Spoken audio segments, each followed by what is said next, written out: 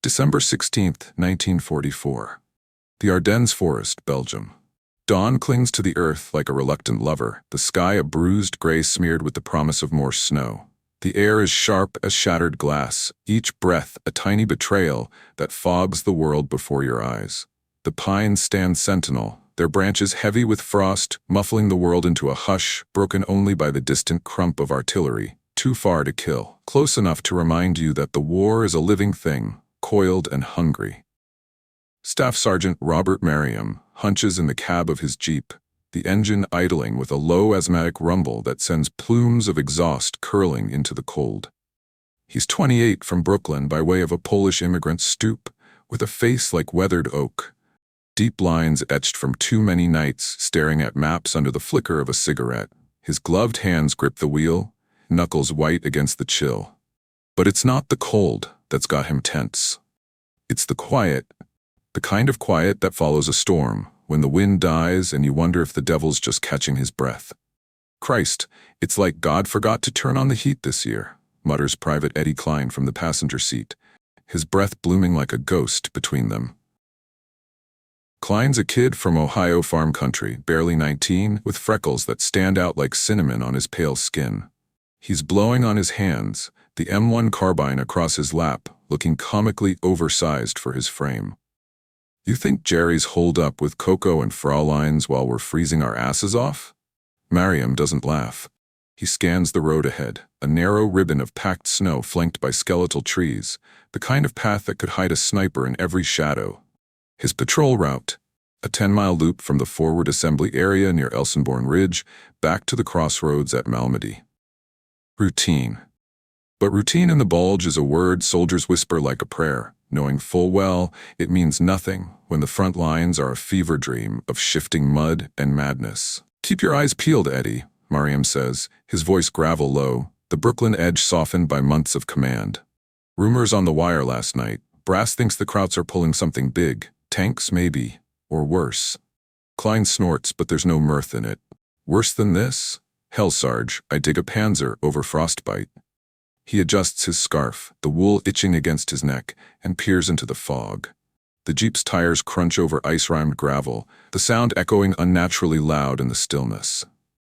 They've been out an hour when the shapes emerge from the mist like specters materializing from a seance. 3 vehicles, 2 Jeeps nose to tail, a half-track lumbering behind like a reluctant beast. American markings, stars stark white against olive drab, the red-white-blue roundels on the hoods catching the weak light. The lead Jeep slows, its driver raising a mittened hand in the universal soldier's wave. Friendly. Keep it cool. Mariam eases off the gas, his pulse kicking up a notch.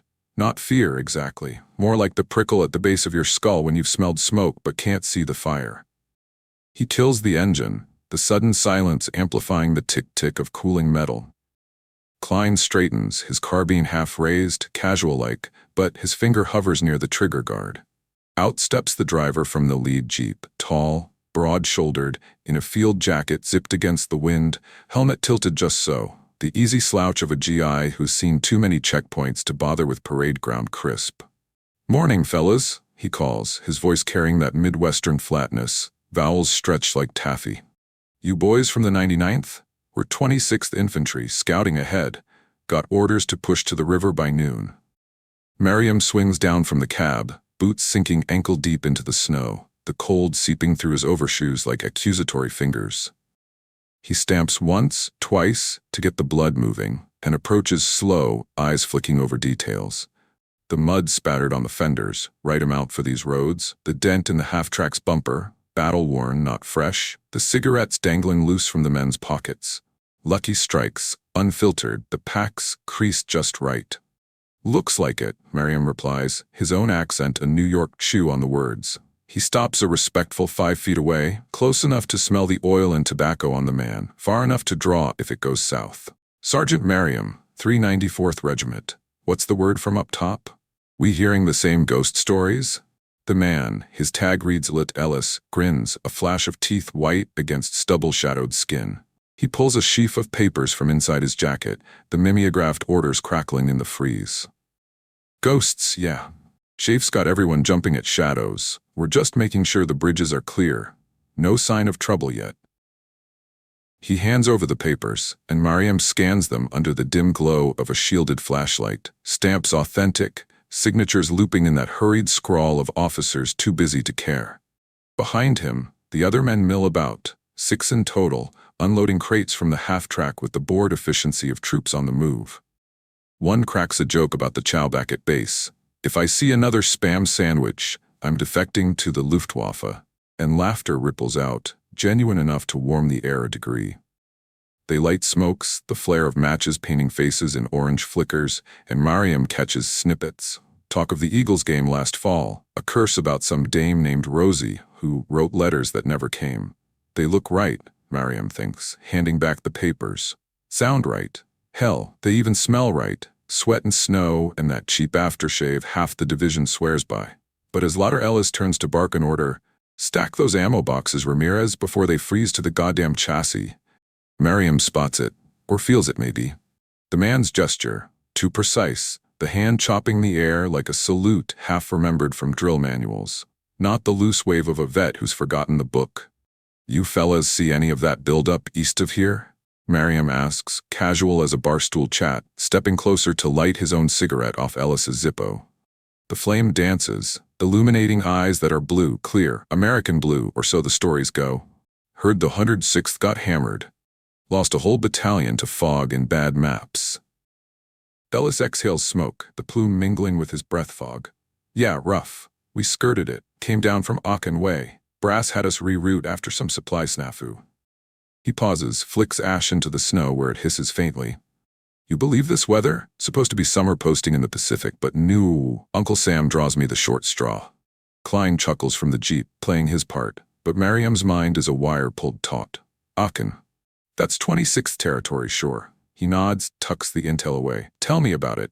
Name's Bob, call me Mariam. You?" "Jim Ellis out of Gary, Indiana. Steel town boy, miss the mills more than my ma." Ellis extends a hand, grip firm, callous just right. The others chime in. Ramirez from Texas, griping about the cold. Kowalski, a Polak like Mariam, trading barbs about pierogies versus tamales. It should end there. Wave 'em through, mark the log, drive on. But as the half-track's engine coughs to life, gears grinding in the frost, one of the men in the rear jeep, a corporal with a face like a fox, sharp and watchful, leans out. "Hey, Sarge, you catch that series with the Dodgers? Robinson's got an arm like a howitzer."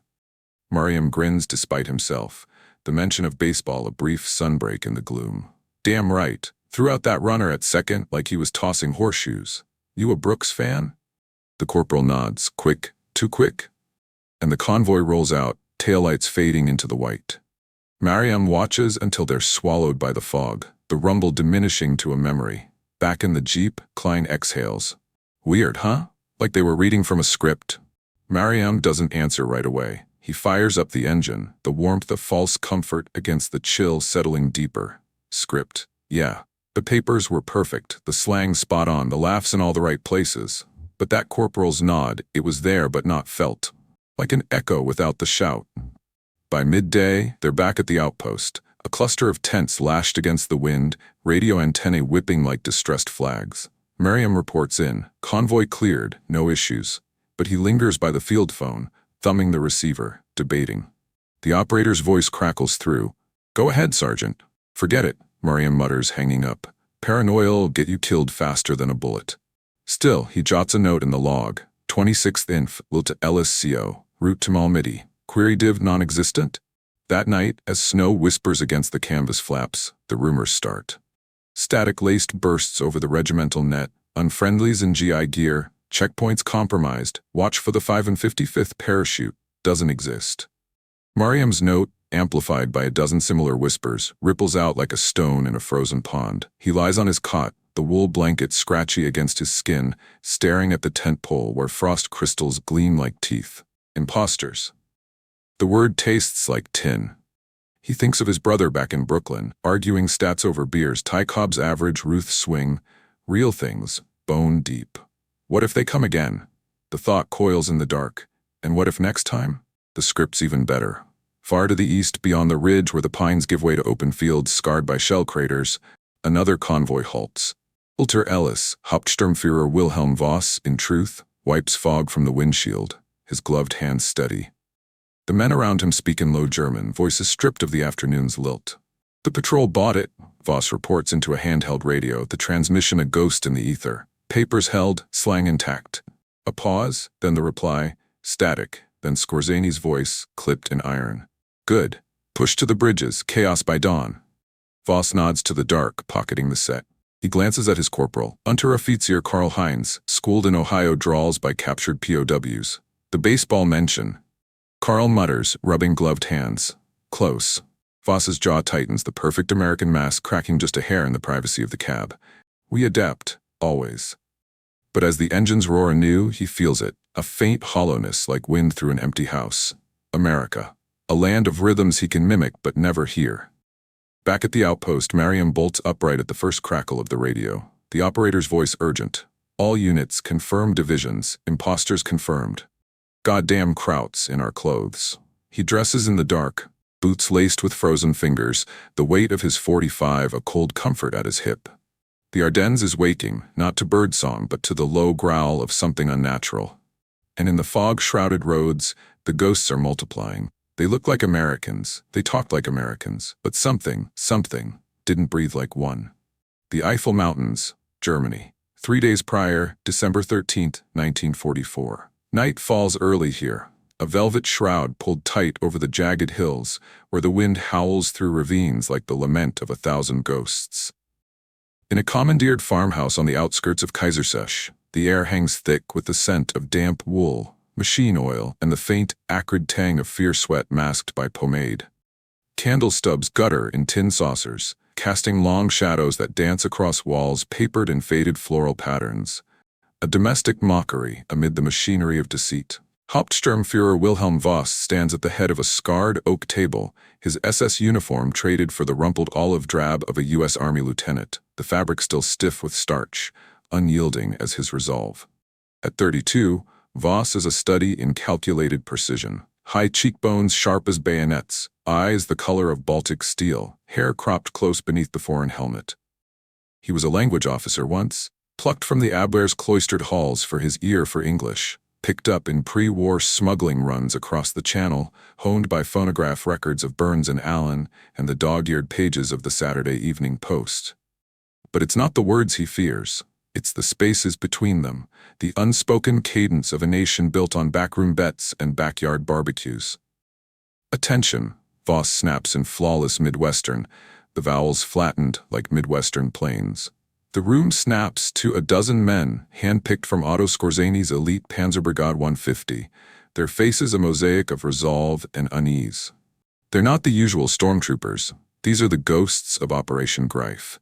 English speakers culled from POW interrogations, American defectors, even a handful of Irish expatriates with grudges as deep as the Rhine. Dressed in scavenged GI kit, jackets pilfered from dead men at the Hürtgen forest, boots polished to a deceptive gleam, they look the part. Sound it too, if the drills are any measure. Skorzany himself looms in the corner, a bear of a man with a dueling scar puckering his lip like a perpetual sneer. The rescuer of Mussolini, the daredevil of Gran Sasso, he's the architect of this audacity. 2,000 commandos in American uniforms to sow chaos in the Allied rear. Bridges down, fuel dumps aflame, orders falsified over captured radios, enough confusion to crack the seam at the Bulge and let the panzers pour through like Judgment Day. Remember, Skorzany growls, his Austrian accent a gravel rasp even in English. You are not Germans tonight. You are Americans, lazy, cocky, quick with a joke, slow with a salute.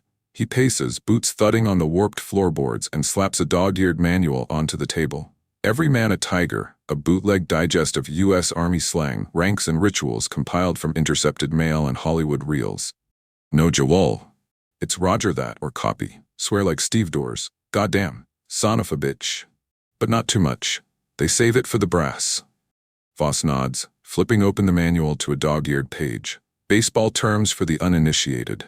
The words blur under his gaze, batter's box, curveball, stolen base, abstract as Sanskrit. They've drilled it for weeks. Mornings reciting box scores from the 1944 World Series, afternoons debating phantom rivalries, Yankees over the Cards, hell no, DiMaggio's got the edge. But Voss knows the truth. Whispered in the barracks, imitation is a house of cards, and one errant breeze, a real vet's offhand query, could topple it. A hand goes up. Unteroffizier Karl Heinz, the fox-faced corporal from the convoy, his American tag Harlan pinned crooked for authenticity. At 25, he's the unit's slang savant, schooled in Cincinnati dialects by a captured sergeant from the 28th Division. "Sir," he ventures, voice pitched to that Ohio twang, "what if they ask about dames, or the draft? I mean personal shit." Voss's smile is thin, practiced, a mirror of the easy grins and stars and stripes. Deflect. Turn it back. "Hell, buddy, last broad I dated was Rosie the Riveter, now past the smokes."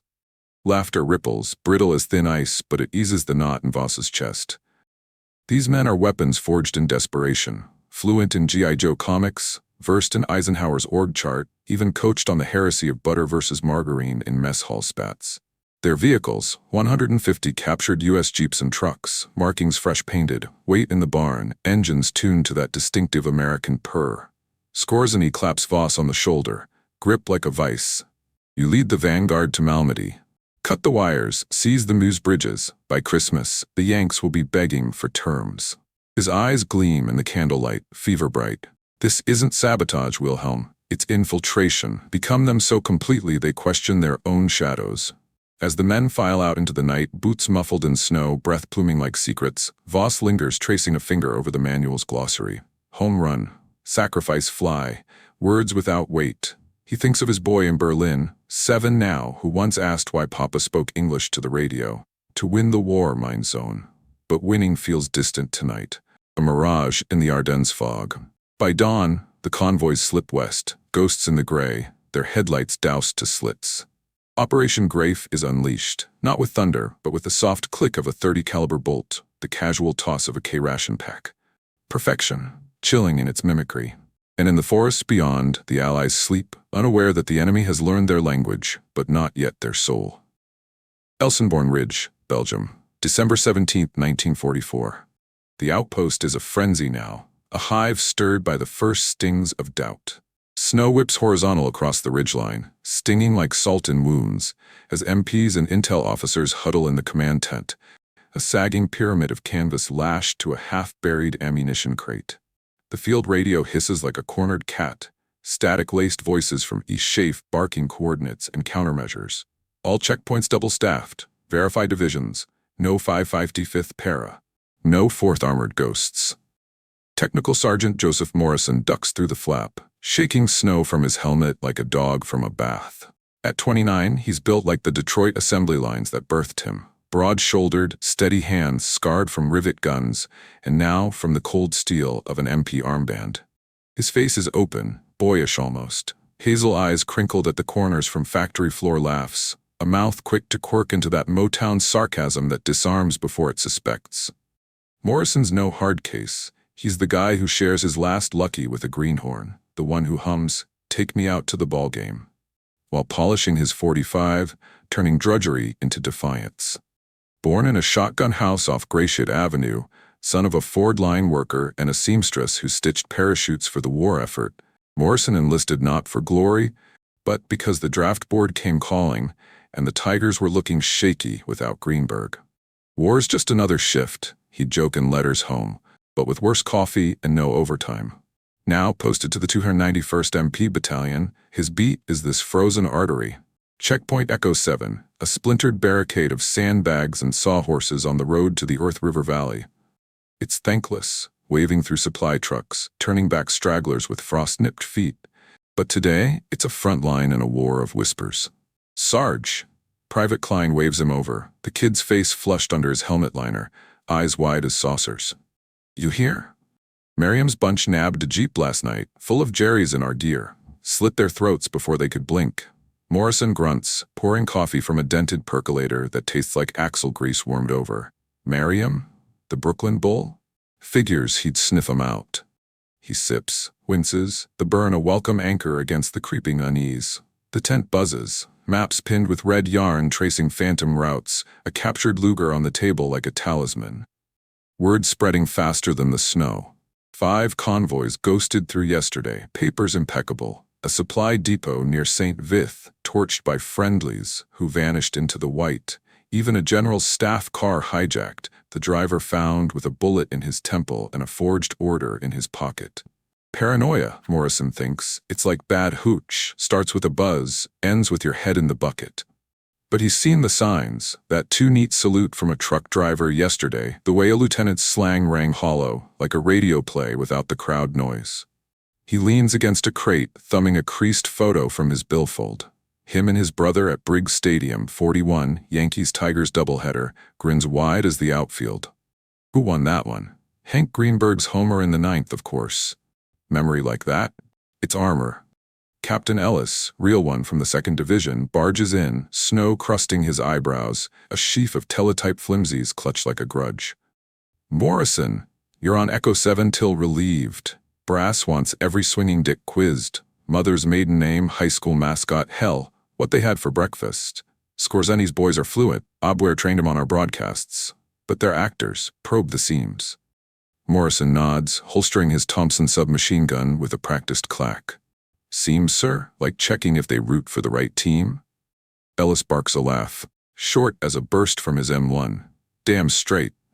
One of my boys caught a fake asking directions to the front, like it's a goddamn picnic. These krauts know the book, but not the blood. He claps Morrison's shoulder, the gesture heavy with the unspoken. You're steady, Joe. Don't let the ghosts get in your head. Outside, the wind moans through the pines, carrying the faint thud-thud of distant mortars. A Bulge lullaby. Morrison trudges to his Jeep, Klein at the wheel, the engine coughing to life in protest. The road to Echo 7 is a white tunnel, flanked by drifts that swallow sound, leaving only the crunch of tires and the shared silence of men who know the enemy might wear their face. They reach the checkpoint by noon, a lone foxhole ringed by concertina wire, a .50 caliber nestled in the crook of a fallen log, its gunner bundled like an Eskimo. Morrison relieves the night shift, a pair of Virginians with chattering teeth and haunted eyes. Anything, he asks, stamping snow from his galoshes. The corporal shakes his head, breath fogging his scarf. Quiet as a grave. One truck rolled through at 0400 ammo run, said, cleared him, but felt off. Driver called the CO general instead of by name. Morrison files it away, the pattern forming like frost on glass. Off. That's the word. Not wrong, not yet, but adrift like a ship with no wake. He settles into the foxhole, the sandbags cold against his back, and lights a smoke, the cherry a brief defiance in the gray. Klein paces, carbine slung loose, muttering about his girl back in Dayton. Think she's knitting socks for some flyboy, Sarge. War's got everyone playing parts. Parts, Morrison echoes, exhaling skyward, where flakes catch the smoke like fireflies in reverse. He thinks of Detroit, the roar of the crowd at Navin Field, the tang of hot dogs and fresh roasted peanuts, arguments over Gehrig's streak that lasted longer than grudges. That's us, he muses, baseball and bullshit. You can't teach it in a classroom. The afternoon drags, a convoy of engineers waved through after a perfunctory shine of flashlights on dog tags. Paranoia seeps in with the dusk, every shadow a sniper, every engine growl a Trojan horse. Radio crackles, more sightings, a town mayor relieved by imposters and officers' braid. Morrison's gut tightens, not from fear but from the ache of it all. Brothers in arms turn to masks. Then, as twilight bleeds purple into the snow, headlights pierce the gloom. 3 vehicles, tight formation, American as apple pie. The lead Jeep slows, driver raising that easy wave. Morrison straightens, hand drifting to his holster, the Thompson stock a familiar weight. Routine, he tells himself. Just another shift. But in the cab, Voss, Lieutenant Ellis, spots the MP's face. Open, unhurried, the kind of American that manuals can't forge. He forces a grin, papers at the ready, slang loaded like rounds. Easy, he thinks. Just another patrol. He didn't know it yet, but the next man he'd question would change intelligence forever. Checkpoint, Echo 7, Ardennes Front. December 17, 1944. Dusk settles like a shroud over the ridge, the sun a blood-orange smear bleeding into the tree line before surrendering to the night. The snow has relented to a sly drizzle now, fat flakes that melt on contact, turning the road into a treacherous slurry of mud and ice, boots sucking at ankles, tires spinning futile protests. The air hums with the low threnody of wind through barbed wire, punctuated by the occasional crack of a branch snapping under its own frozen weight. In the foxhole, Technical Sergeant Joseph Morrison hunkers low, his Thompson cradled across his knees like a reluctant child, the barrel etched with frost that no amount of rubbing erases. Klein's back at the outpost, radio duty calling him away, leaving Morrison solo with Corporal Hale.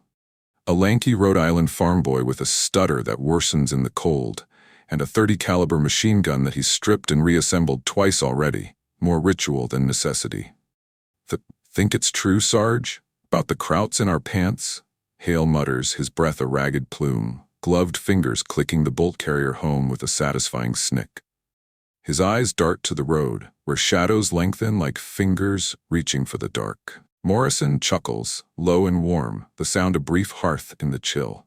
Pants? Hell, kid, if they're stealing our skivvies, war's over. Might as well surrender to the comfort. He stamps his feet, the thud muffled by overshoes, chasing circulation back into toes gone numb. Inside, though, the joke lands flat. The day's been a slow hemorrhage of nerves. A medic truck waved through after a tense shine on dog tags that gleamed too bright, too new. A lone engineer with a map folded wrong, muttering about the push like it was a football drive. Paranoia? Sure. But Morrison's seen enough assembly lines jammed by a single bad rivet to know when the machine's off-kilter. It's the little things, he thinks, drawing on a cigarette, the cherry flaring like a signal flare in the gloom. The way a man's laugh doesn't match his eyes. Like trying to fake a curveball, you can throw it, but it don't break right. He exhales, watching the smoke twist upward, caught in the faint glow of a shielded blackout lantern slung from the sawhorse. The checkpoint's a sorry affair. Splintered logs daubed with whitewash for night visibility, a signpost reading HALT, verify in stenciled black, and behind it all, the hulking silhouette of a wrecked Sherman, its turret askew like a drunk's hat, turret ring serving as a windbreak. Headlights bloom in the distance first, a hesitant probe through the murk, then steadying into the growl of engines laboring up the grade. 3 vehicles, jeeps bookending a weapons carrier, mud-flecked and weary, stars and bars decals muddied but unmistakable. Morrison straightens the Thompson's stock settling against his shoulder, a familiar anchor. Heads up, Hale, company. The convoy halts with a hydraulic sigh, brakes squealing on the wet blacktop. Doors creak open, and out spill 7 men, GIs to the marrow, or so it seems. Field jackets zipped against the wet, helmets low-brimmed and scarred, rifles slung casual across backs. The lead, a lieutenant by the bars on his collar, steps forward, boots squelching, a clipboard tucked under one arm like a shield. He's tall, clean-lined, with a jaw that could cut glass and eyes that, damn, but they're steady, Morrison notes, flicking his smoke into the slush where it hisses out. Morning. Or evening. Hell, time's a myth out here, the lieutenant says, voice a smooth baritone, that Gary, Indiana lilt rolling off the tongue like he'd ordered it from a diner menu. Lieutenant Ellis, 26th Infantry. We're rerouting to the 101st positions, supply run turned scout. Got manifests if you're feeling official. He extends the clipboard, papers rustling in the wind, the Mimeo ink sharp and fresh. Morrison takes it, the weight light in his gloved palm, and angles it toward the lantern. Orders crisp. Detachment to Malmedy via secondary roads, signed by a major. Morrison half remembers from a briefing. Divisions check out. 26th, real as rain. He hands it back, nodding Hale a subtle stand easy. Morrison, 291st MPs. Rough night for a joyride, Lieutenant. Roads like glass. Seen any wrecks? Ellis grins, a flash of white that doesn't quite reach those steel blue eyes, and lights his own smoke off Morrison's proffered Zippo. The flame's warmth a shared heresy in the damp. One flipped deuce and a half back at the fork, skidded into a ditch, drivers nursing a busted ankle, but the ammo's salved. Brass is pissy about delays, says Jerry's massing for a holiday offensive. He exhales, the plume curling lazy, and gestures to his men, who fan out to stretch legs, piss against wheels, the mundane ballet of troops at halt. One cracks a K-ration C heater tab flaring blue in his palm, while another gripes about the chow. Christ, these cheese squares taste like Jerry's idea of revenge. Hale relaxes a hair, the .30 cal's barrel dipping, but Morrison feels it, that prickle again, like static before a storm. The slang's spot on, the fatigue etched real in the slump of shoulders, the mud caked authentic on treads. But the lieutenant's gaze, it lingers a beat too long on the signpost, as if committing it to memory. Actor's eyes, Morrison muses, measuring the stage.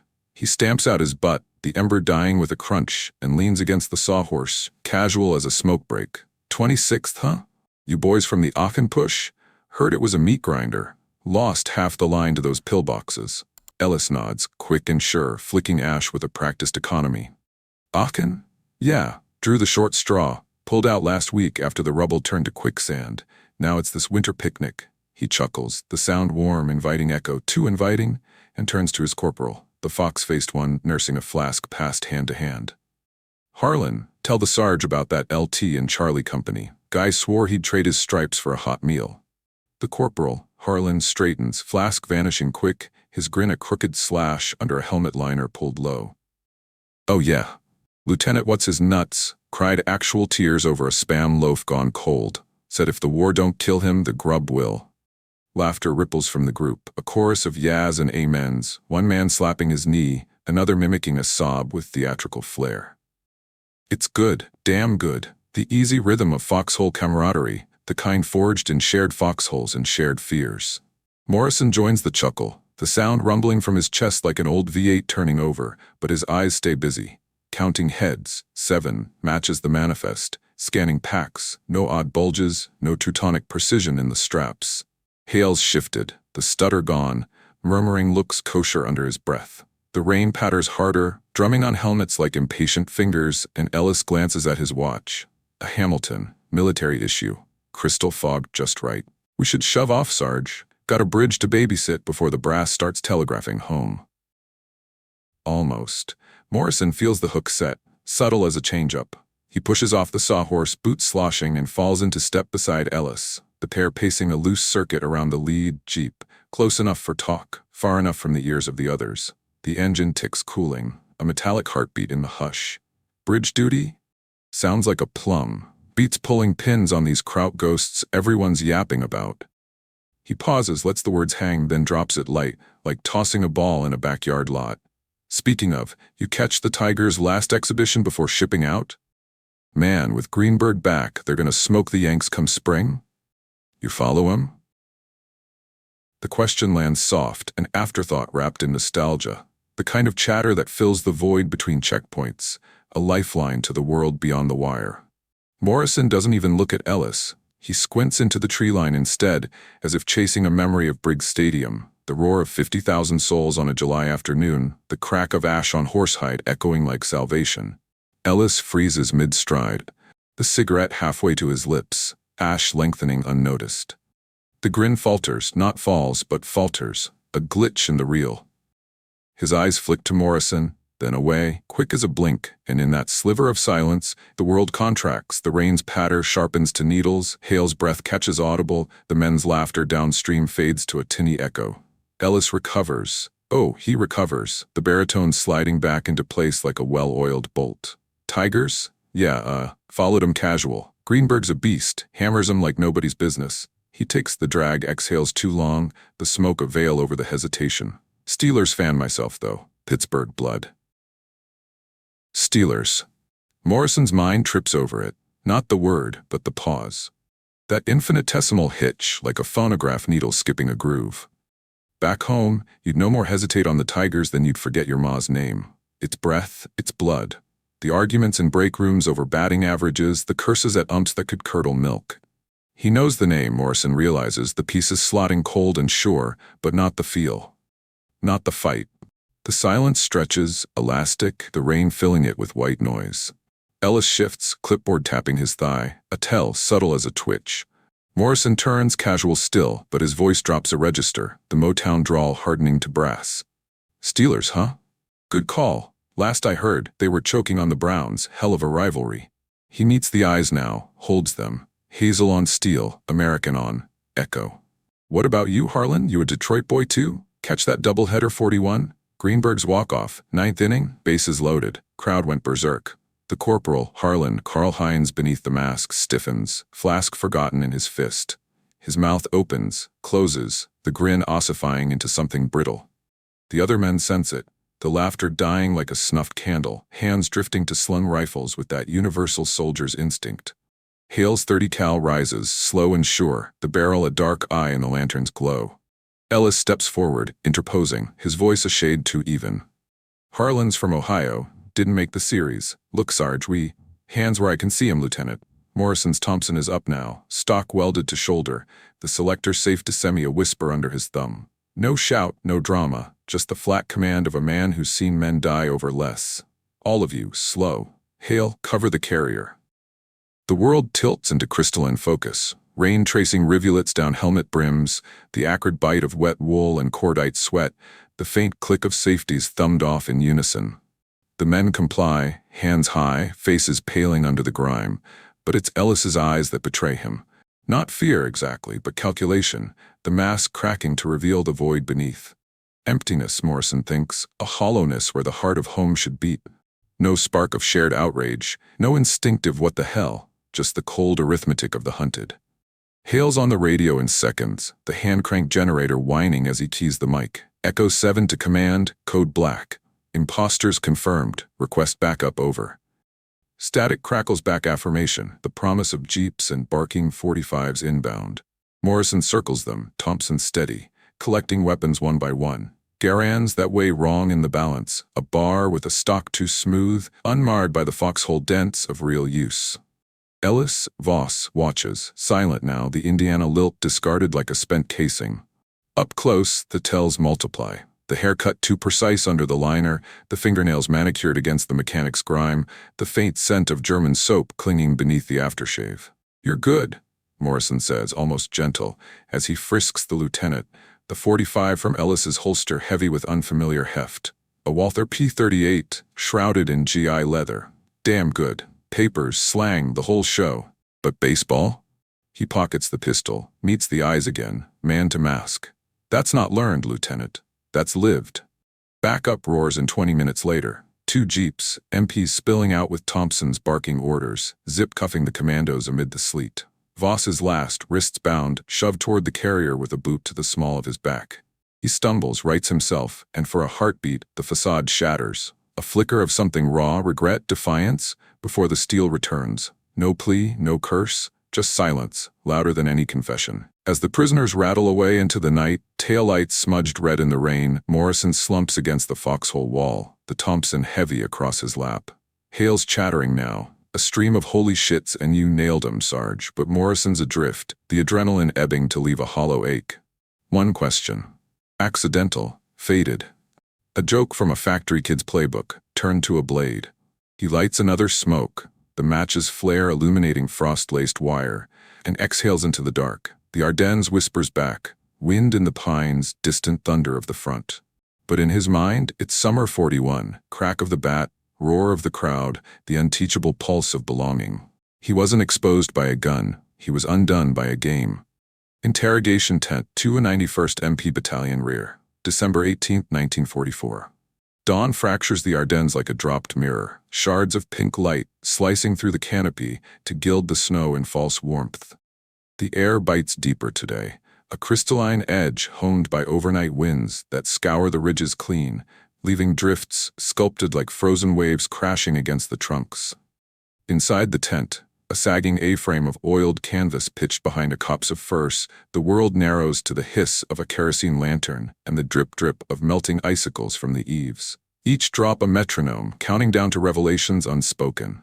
Technical Sergeant Joseph Morrison sits on an upturned ammo crate, his field jacket unbuttoned despite the chill, sleeves rolled to expose forearms corded with the quiet muscle of a man who's wrestled rivets more than rifles. His Thompson leans against the tent pole, a silent sentinel, while a tin mug of coffee steams forgotten in his grip, the bitter sludge gone cold as the hours tick by. Across from him, bound to a folding chair with sisal rope that chafes red welts into wrists, is Lieutenant Ellis, or what's left of him. Wilhelm Voss stares at the canvas wall, jaw set like granite, the steel-blue eyes dulled to gunmetal under the lantern's sway. No defiance now, no scripted bluster, just the hollow gaze of a man stripped to his scaffolding, the American mask peeled away to reveal the Teutonic bones beneath. The interrogator, Captain Harlan Rusty Kane, a wiry counterintel officer from the 1st Army G2, with a face like a fox terrier and a Brooklyn accent that could curdle cream, paces slow, boots whispering on the packed earth floor. He's been at it since 0300, when the prisoners rolled in under guard, jeeps sloshing through the muck like reluctant hearses. Voss's men are in separate tents, the 7 commandos divvied up like cards in a bad hand, the fox-faced corporals spilling under sodium pentathol's gentle nudge, the others holding stoic until the promise of a firing squad loosens tongues. But Voss is the prize. The vanguard officer, Skorzeny's scalpel tip, fluent as a native and twice as sharp. "Look, Willie," Kane says, leaning on the folding table between them, the wood scarred from a thousand such dances. His voice is soft, almost collegial, the Willie a deliberate knife twist into the prisoner's pride. "We got your number. Operation Greif, right? Fancy name for a suicide run. Skorzeny's got balls, I'll give him that. Dressing you boys up like us for a Bulge bash. But here's the rub. Your pal Harlan? He's singing like a canary on payday. Gave up the whole playbook. Bridges at Werbemont, fuel dumps at Stavlot, even the code phrase for linking with the 5th Panzer Army." Kane slides a notepad across the table, the scrawl in Harlan's shaky hand. "Eagle's Nest, midnight, 19th. Confirm with Tiger's 44 score." Voss's eyes flick to the page, a micro tremor in the lid. "Gotcha," but he says nothing, lips pressed thin as a razor. The tent smells of wet wool and stale sweat, overlaid with the faint, coppery tang of fear that no amount of discipline erases. Morrison watches from the shadows, silent witness, his role unofficial but vital. The man who cracked the shell. Not with fists or lamps, he reflects, but with a ghost of summer. The baseball question echoes in his skull. That pregnant pause louder now in retrospect than the rain's patter or Hale's radio squawk. Kane straightens, lighting a Chesterfield with a Zippo that clicks like a judge's gavel. "You're good, Hauptsturmführer. Fluency off the charts. Hell, you almost had me with that Aachen yarn. But Sergeant Morrison here? He didn't buy the act. One question about the goddamn Tigers, and poof. Curtain down." He exhales smoke toward the peak where it coils like a question mark. "See, that's the beauty. You can drill slang till your tongue bleeds, memorize Ike's org chart front to back. But this," Kane taps the notepad, the pencil stub rolling lazy. "Greenberg's Homer, 41 doubleheader, that's not intel, that's life. Crowds roaring in your bones, the crack of the bat like God's own thunder. You don't learn it, you breathe it." Voss shifts then, the chair creaking under him, ropes whispering against wood. His voice, when it comes, is accented now, Prussian clipped, the Midwestern veneer shed like a snakeskin. "A game," he murmurs, the words flat, tasting foreign on his tongue. "You stopped us. For a game. Not accusation, not quite, more wonder, laced with the bitterness of a strategist outflanked by whimsy." His gaze lifts, meets Morrison's for the first time. Steel on hazel, calculation yielding to curiosity. "How? We trained. Months, POWs, records, films, even the rhythms as you call them." Morrison leans forward, elbows on knees, the mug forgotten on the dirt. His voice is steady, that Detroit gravel softened by empathy. The empathy of a man who sees not just the enemy, but the boy who might have played stickball in some Berlin alley, dreaming of bigger fields. "Rhythms, yeah. But it's more than that, Lieutenant. Or Hauptsturmführer. Whatever. It's the why. Why we argue stats at 2 a.m. in a foxhole. Why a bad call at home plate feels like betrayal. You copied the words, the walk, but the heart? That's factory smoke and Sunday picnics, Maya's potato salad and Pa's bad jokes. Can't fake what you never lost." The tent falls still, the lanterns hiss the only intruder, shadows pooling in the folds like unspoken confessions. Voss swallows, Adam's apple bobbing sharp, and for a heartbeat, the mask slips fully. A flicker of envy, raw as an open wound. He sees it, Morrison thinks, the chasm. America's not a uniform, it's a song you hum without thinking. Kane clears his throat, breaking the spell, and nods to the guard at the flap, a burly private with a 4.5 holstered low. "Take him to holding. Soft cell? He's earned that much." As Voss is hauled up, ropes cut with a Kabar's rasp, he pauses at the tent mouth. Snow gusting in to swirl eddies at their feet. "Tell me, Sergeant," he says, voice low, almost lost in the wind's moan. "What happens when you teach it? When we learn the heart?" Morrison meets his eyes one last, the hazel steady. "Then God help us both." The flap drops, sealing the cold outside, and Kane slumps into the vacated chair, rubbing his temples with nicotine-stained fingers. "Jesus, Joe, you just turned waterboarding into poetry. Brassel eat this up?" He scribbles a note, the pencil scratching frantic. Cultural vetting, immediate rollout. Query, sports, hometowns, pop culture, non-doc proof. Morrison nods, but his mind's already drifting to the wire where the net tightens. By noon, the revelation ripples out. Teletype clatters in the command post, flimsies fluttering like startled birds. Morrison incident, Greif cell neutralized. Method, informal cultural probe. Recommend doctrinal integration. Major General Courtney Hodges, 1st Army commander, pores over the dispatches in his forward HQ, a requisitioned chateau near Liège, its salons scarred by sandbags and stubbed cigars. At 59, Hodges is a bear of a man, jowly and deliberate, the kind who wins wars with ink and instinct rather than Patton's flash. He reads the report twice, thumb tracing the line. Baseball query exposed infiltrator. No prior suspicion. Son of a bitch, Hodges mutters, his Texas drawl thick as molasses. He summons his G2, Colonel Oskar Koch, a bespectacled Prussian émigré with a mind like an abacus and a hatred for Hitler that burns quiet as a fuse. Koch arrives in a swirl of pipe smoke, his greatcoat dusted white, folders tucked underarm like sacred texts. Oskar, Hodges says, no preamble, shoving the flimsy across the oak desk. Read this, then tell me how a ball game stops a panzer spearhead. Koch adjusts his pince-nez, scanning the page with the precision of a cartographer charting faults. His English is clipped, Oxford-tinged, but the fire in his eyes is pure American now, assimilated through years of warnings ignored. Cultural dissonance, General? Brilliant. The Commandos, Scorzeni's Abwehr pets, they master syntax semantics, but pragmatics, the unspoken glue. Idioms rooted in experience, references woven from collective memory. Baseball, sir, it's shibboleth, a password no manual provides. Hodges leans back, the chair groaning, and lights a cigar, the matches flare illuminating maps pinned wall to wall. Arrows red for enemy thrusts, blue for allied holds, the bulge a suppurating wound in the line. Shibboleth, fancy word for gut check. Make it doctrine, Colonel. Every checkpoint, every rear echelon stop, questions that hit the soul. Who's your AL East pick? What'd you do for the 4th last year? Hell, throw in who's buried in Grant's tomb, if it sticks. Cope nods, scribbling furiously, the pipe clenched like a talisman.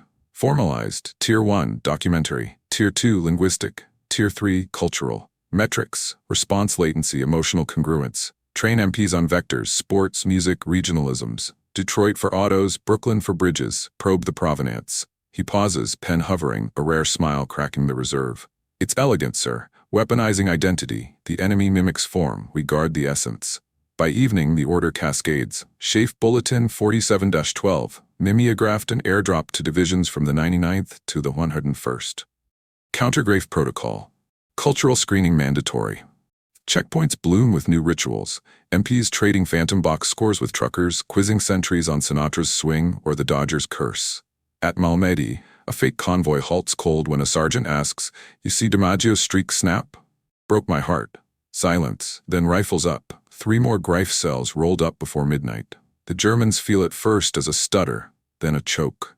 Scorzeni's net, so meticulously spun, frays at the edges. Commandos captured at roadblocks, their flawless English crumbling under the weight of who's leading the NL in ribbies. Radios crackle frantic from the Eifel. Adapt, drill pop culture. Abort if queried on regional loyalties. But adaptation's a lagging indicator. Voss's cell was the tip, but dozens follow. The bridge is unblown, the chaos uncoiled before it binds. By Christmas Eve, Greif's vanguard is gutted. 150 commandos in stockades, their uniforms a mocking trophy wall and allied intel tents. Morrison hears the tallies over chow that night. Spam and hardtack under a mess tent's low bulbs, the air thick with pipe smoke and victory's tentative tang. Klein slaps his back, crowing, "Sarge, you're a goddamn legend." Hodges himself sent a wire. Morrison method saves the line, but Morrison just nods, forking potatoes that taste of tin, his mind on the unasked. What now? When they learn the lyrics, sing the songs? Far east, in a frost-rimed bunker near the Losheim Gap, Skorzeny pores over intercepts, his scar twitching like a live wire. Cultural, he spits, crumpling a flimsy. They turn nostalgia to tripwire. His aides murmur assent, but the plan shifts. Deeper drills, POWs grilled not just on slang but stories, fabricated childhoods, scripted heartbreaks. We become them, Skorzeny vows, until the mask is the man. Back at the front, as snow hushes the guns for a holy night, Morrison steps outside the tent, breath fogging the stars. The Ardennes slumbers, a giant at rest, but the war's pulse thrums beneath. Engines distant, whispers of the next push. He thinks of Voss's question. What happens when you teach it? And feels the chill anew. They've weaponized the self, turned us into the unbreakable code. but codes crack given time. In the quiet, a radio nearby crackles a stateside broadcast, faint through the static. And in Detroit, the Tigers gear up for 45, with Greenberg at the helm. Morrison smiles faint, the sound a tether across the Atlantic. Belonging isn't static, it's the game that never ends. Truth had a sound now, the echo of belonging. Berlin, May 2nd, 1945. The Reichstag lies gutted, a skeletal husk under a sky choked with soot and the acrid reek of cordite. Surrender's perfume, mingling with the faint, incongruous sweetness of blooming lilacs pushing defiant through the rubble. The streets are a labyrinth of ruin, facades peeled back like flayed skin, trams derailed and twisted into abstract sculptures, the Vistula's distant thunder now drowned by the low roar of Allied trucks grinding through the debris. In a commandeered villa on the outskirts, once a Wehrmacht officer's pied-à-terre, now a makeshift holding cell for the war's flotsam, Wilhelm Voss sits at a scarred walnut desk, wrists unbound but spirit shackled, a Wehrmacht greatcoat draped over shoulders gaunt from months of captivity. He's thinner now, the sharp angles of his face honed to blade's edge, the steel blue eyes shadowed with the ink of exhaustion and something deeper, the slow bleed of disillusion. The Americans hold him here, not in chains, but in the velvet fist of re-education. Endless sessions with shrinks from the OSS, probing not for secrets but for the soul's fault lines. Operation Greif is a ghost story now, its audacity reduced to footnotes in after-action reports. 150 commandos captured or killed, bridges intact, the Bulge's seam sealed by that improbable alchemy of snow, steel, and a sergeant's offhand query. Skorzeny escaped, of course, slipped the net like smoke through fingers, but Voss is the relic, the man who glimpsed the chasm and couldn't unsee it. The door creaks open, admitting a waft of spring air laced with diesel and distant gunfire. Mop-up echoes from the Tiergarten.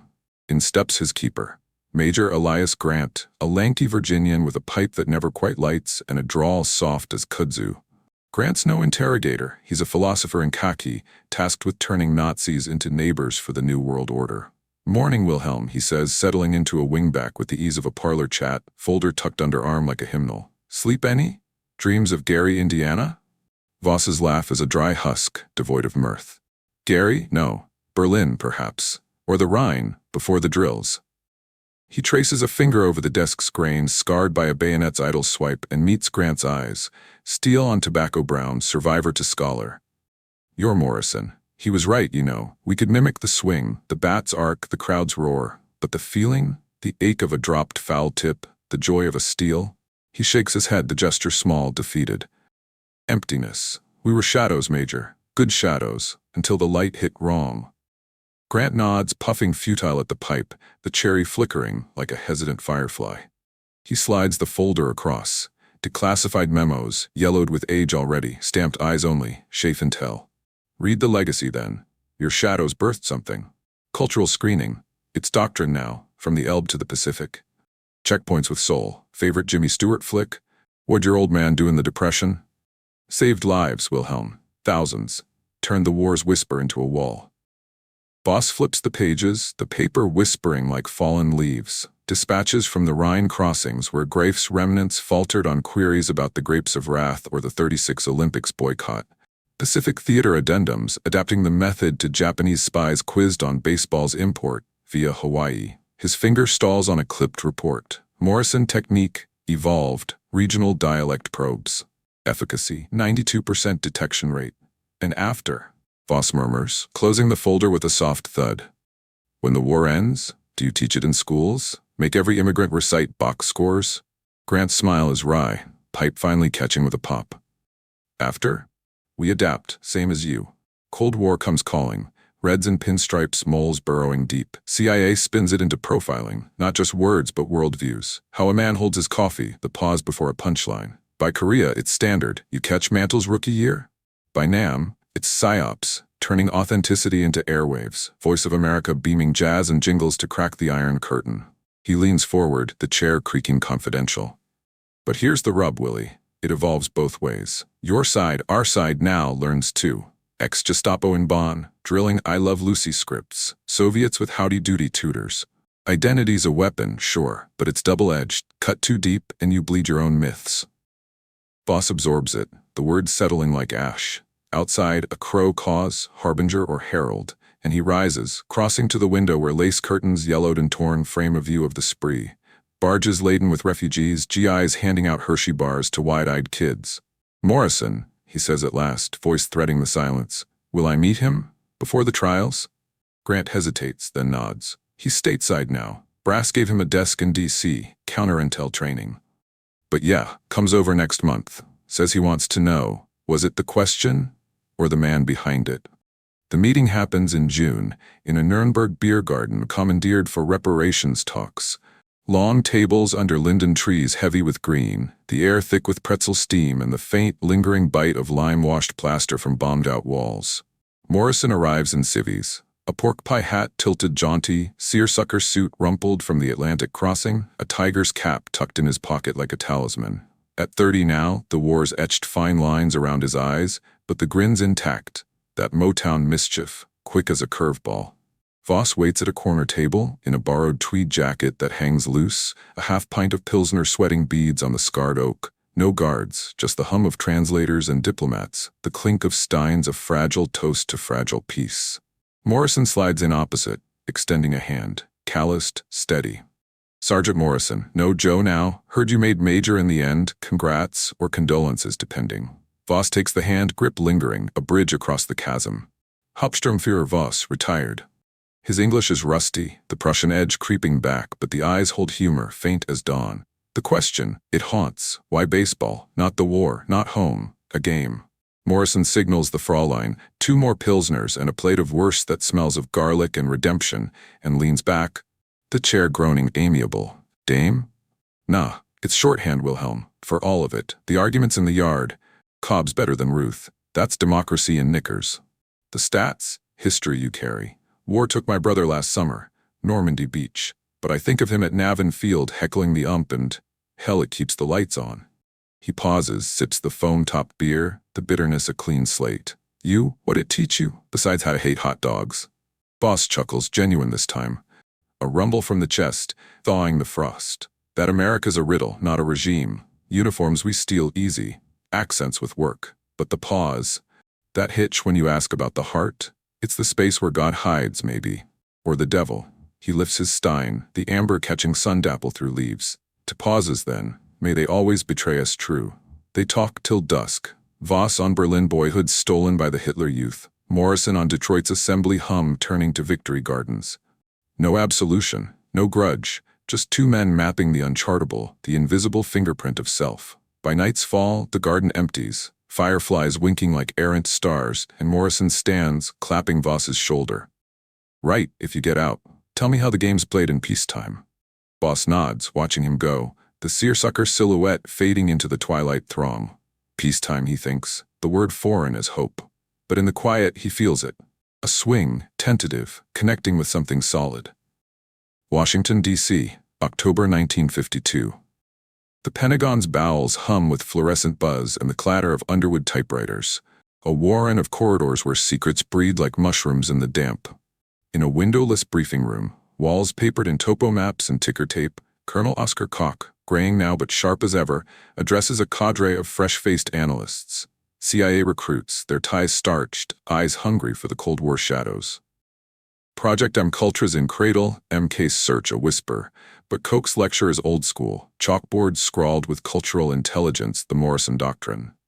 "Listen up," Koch says, his emigre clip unsoftened by years, pointer tapping the board where a flowchart blooms, linguistic layer, experiential probe, emotional resonance.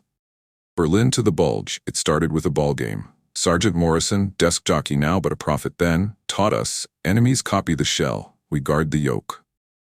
He pauses, pipe clenched, the cherry a rhythmic glow. Russians in our ranks? Quiz 'em on Leave It to Beaver.